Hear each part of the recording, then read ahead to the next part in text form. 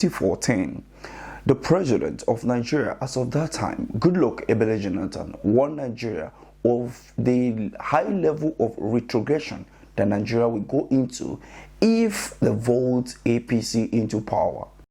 Whether you vote for the young Nigerians to be relevant in the Nigerian political history, or you vote for you to be irrelevant. They want to take us to the old days where nobody sees voters' cards, but results were announced. Nigeria must move forward. Nigeria is for the youth. Nigeria is not for old people like us. We must take this country to where we want to go. Nobody can push us backward. The past is past. They have led us backward and backward. Most Nigerians were warned, but then they never listened. After Muhammadu Buhari was declared the winner, Muhammadu Buhari of the All Progressives Congress, having satisfied the requirements of the law and scored the highest number of votes, is hereby declared winner and is returned elected. And he came in his inaugural speech so famous, just like Bola Ahmed Tinubu came up to say that subsidy is gone. The first subsidy is gone. The president, Muhammadu Buhari, in his famous speech said he was for nobody and for everybody.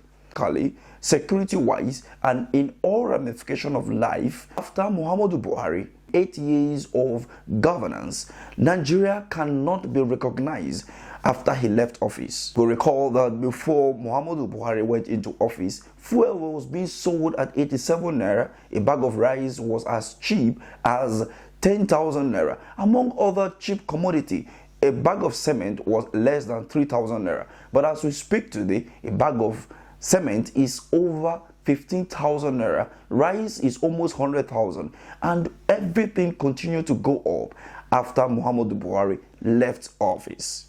This was what Goodluck Ebele Jonathan warned Nigeria about: backwardness, about retrogression. And this can also be seen when the current president, Bola Ahmed Tinubu, was in the AU meeting. Well, he was busy sleeping. Giant of Africa is asleep. And no wonder we have the economic downturn. We saw recently how Naira is bouncing here and there for the dollar, of which dollar is not even the currency that we use in the country.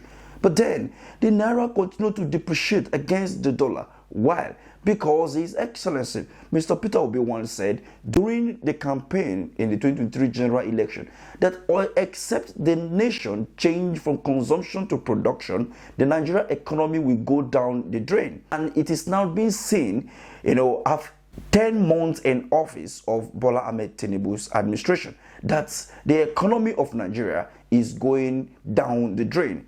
Because when you look at the way that they float the Naira and allow the market force to determine the price, as well as removal of the fuel subsidy without a plan, one could easily tell that this is where Nigeria will be heading to. Who will save Nigeria at this moment? This is the cry of many Nigerians. Who will save Nigeria at this moment? People who never believed in the obedient movement back in 2022 to 2023 are now turning their back on the mandate they stood for during the election. And why is it so? Because nobody will tell you better than how you feel. As His Excellency Mr. Peter Obi once said again, that hunger and starvation will teach Nigeria a lesson if they fail to do the right thing during the 2023 general election. And as it stands today, people who were standing for the mandate can no longer stand. And we can see that people cannot even afford transportation because of the fuel subsidy removal. Now, where is the money? The fuel subsidy that have been removed on the 29th of May 2023, between then and now, there's supposed to be a lot of money being saved in the government coffer.